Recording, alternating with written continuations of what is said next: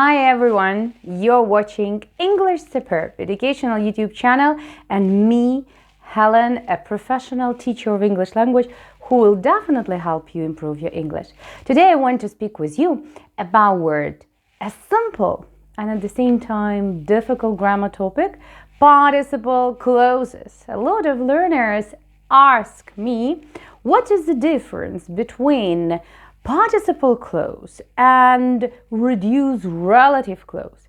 And today I want with you to learn how to use participle clause and what it differs from reduced relative one. We use participle clause to speak about an action, about its course, time, condition, or about its event order or effect. If we compare participle clause and reduced relative clause, in reduced relative clause, we give more detailed information about subject. And when we use participle clause, we are much more oriented on action and give some sort of description to the action that we express in the main clause. Let's compare two examples. A girl standing next to me is my best friend. Here, standing next to me is a reduced relative clause, and it describes what sort of girl I'm talking about. Another example, not knowing what to do, I did nothing. Here, I used participle clause because I did nothing. Why? Because I didn't know what to do. It describes my action. A participle clause acts like an adverb, and it is linked to the main clause. A bit of theory. A participle clause is a subordinate clause that is connected to a main clause. Remember, participle clauses do not show the tense of the sentence. This actually shows the main clause. Also, participle clause has implied subject. This means that the subject of the participle clause is the same as the subject of the main clause. So we can easily omit the subject in the participle clause. But sometimes you can say, that is a participle clause, but I still see there a subject. Such clauses are much more formal. So participle clauses can be present participle clause, past participle clause, and complex participle clause. Let's learn how to differ them. So the first example is sitting at the bus stop this morning, I became a witness of a robbery. Here I speak with you about when this action happened.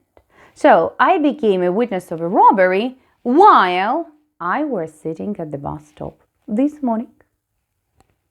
Another example, done properly, party can easily transform a dull garden. Here, I speak about a condition. If it's done properly, such party can transform a dull garden. This is an example of a past participle clause. And the third example, having finished his homework, he went to the yard. This is an example of a complex participle clause. And I speak about order of events.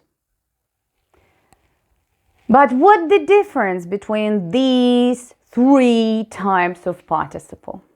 Do we mean that present participle we use for present, past participle for past, and complex for who knows what idea? No, of course. It's not about present or past or about any complex. It's about type of sentence. Keep in mind, present participle we use when we have active sentence. Past participle when we have passive sentence. Complex participle, when we want to emphasize that the action in the participle happened before the main action. Let's learn much more in details. Let's look at the following examples. Standing in the queue, I realized I didn't have any money. So our active participle, present participle clause here is standing in the queue. And I want to say that I realized that I didn't have any money just while I was standing in the queue.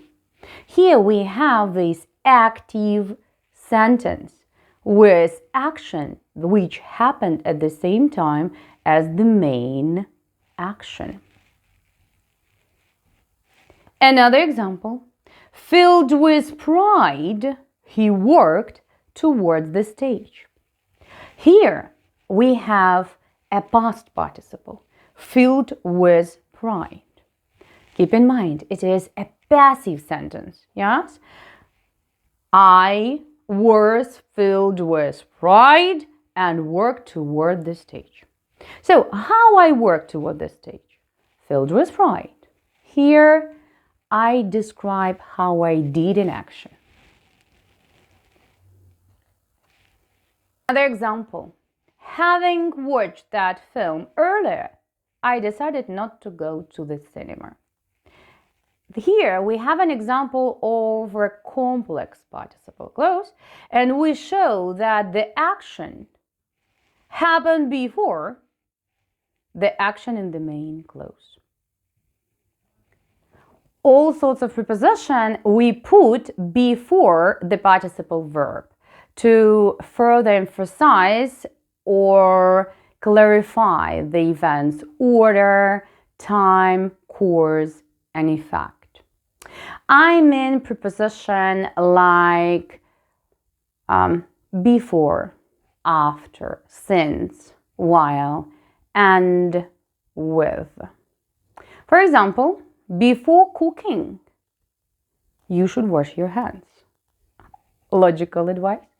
Or another example, while packing her things, she thought about the previous day. Or another one, without knowing their answer, I made a mistake.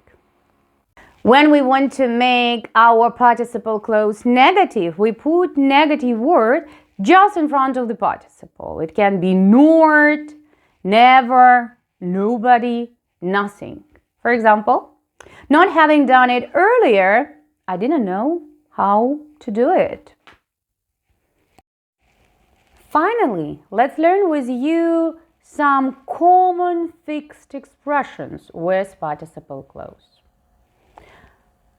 All being well. We use it when we want to say that if everything goes well.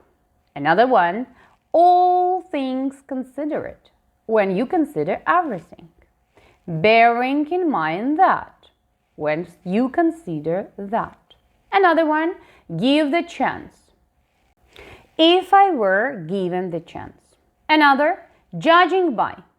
It means based on. Another, speaking of, while we're speaking of something. And the last one, that said or having said that. Although I have said that. Let's practice our participle clauses. The task is the following. Complete the sentences with the phrases in the box. Let's check together. It was a terrible play. That said, the acting was excellent. The second sentence. I don't know the result of the match, but judging by their sad faces, I guess they lost badly. The third. We're making good progress, so all being well, we will finish this week. The fourth.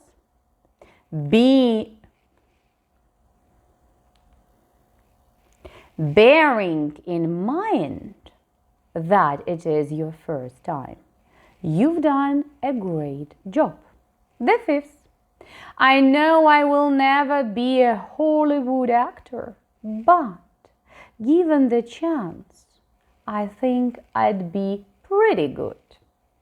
And the last one, there are pluses and minuses, but all things considered, it's a good plan. That is it for today. I hope this lesson was interesting and useful for you. If yes, don't forget to like our video and subscribe to our channel. Bye!